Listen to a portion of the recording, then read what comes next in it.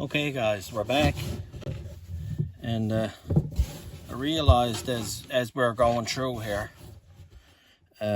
for me to explain a lot of knots, there's going to be some terms and the use that are, if you're not used to it, could be overwhelming. So there'll be some terms and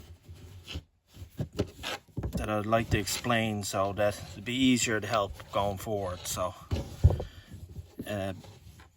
when you're working with rope, what you're tying your knot with is the working end. That'll always be referred to the working end.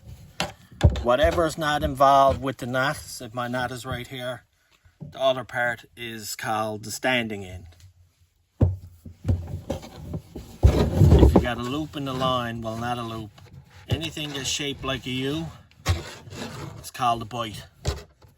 Anything that's folded over on itself will be called a loop.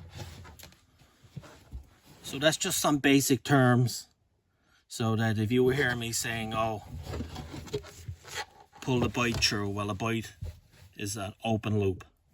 You hear me tie a loop, well, you know that the rope is folded back on itself. I'm tying a loop. It'll refer to the standing end. It'll be whatever is not actually tied in the knot in the working end.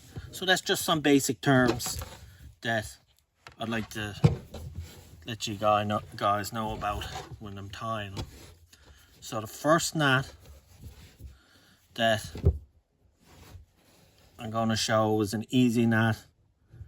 It's called a slip knot. So basically what a slip knot is a loop. You make a loop in your line. Is your line folded over on itself, and then you pass a bite through it. So there's my bite passed through it, and you pull it tight. When you're pulling it tight, it's called dressing the knot. So that's the loop pulled through. And the thing about a slip knot is, that's a basic slip knot. When you pull it, it's gone. Heavier rope is harder, smaller rope you see it. So I'll go slow. So the basic slip knot is a loop and with a bite pass through it. So I'll make the bite in my left hand, pass it through, pull it all tight to dress it, and there's your basic slip knot. The thing about slip knots is I can put force on it this way, but the slip knot will always come undone. So I'll go slow, make the loop, take a bite at a rope, which is like a U, pass through that rope, pull it tight to dress it, and then it'll always come loose. So, a bite, a loop, and pass a bite in through,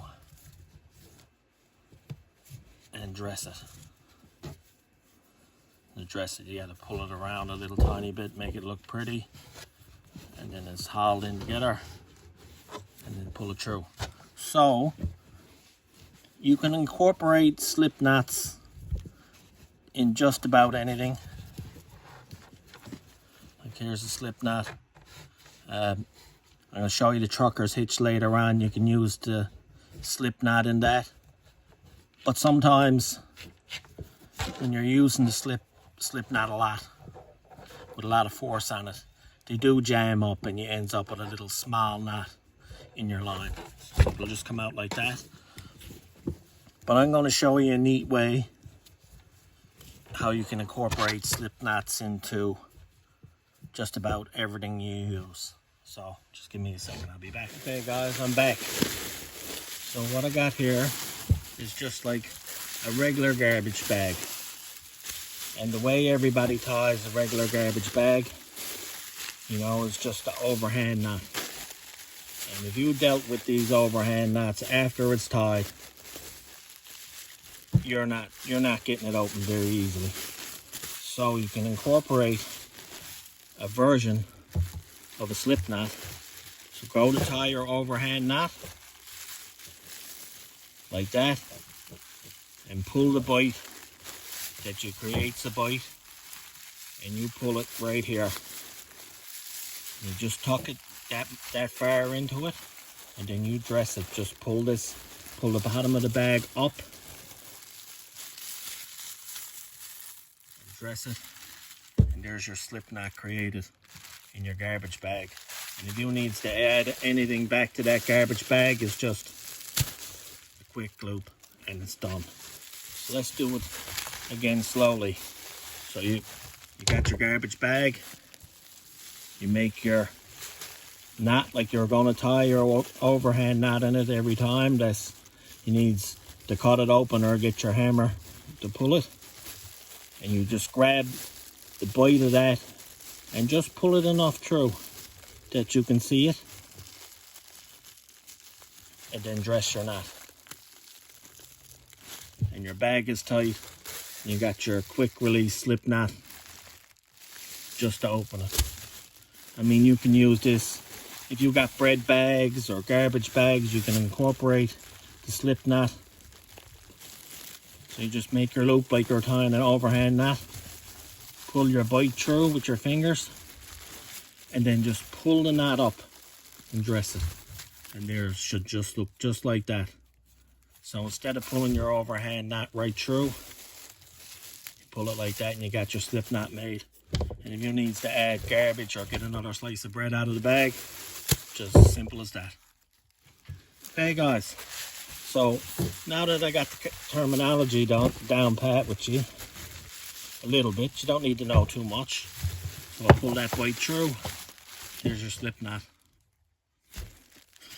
I can move on to, I realized that like I was doing different hitches and stuff. So like a hitch is a rope, attaching a rope to anything that knot would be called a hitch. Like a rope to a post, a rope to a tree. And a rope to rope knot is usually a bend. There'll be some kind of a bend, a sheet bend, fisherman's bend. It's all used for rope to rope.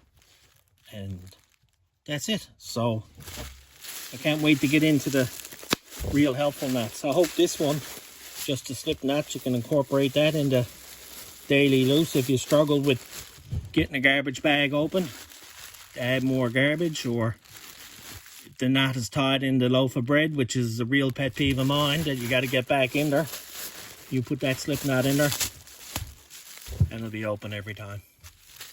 Okay, remember guys, if you can't tie knots, tie lots. Thanks.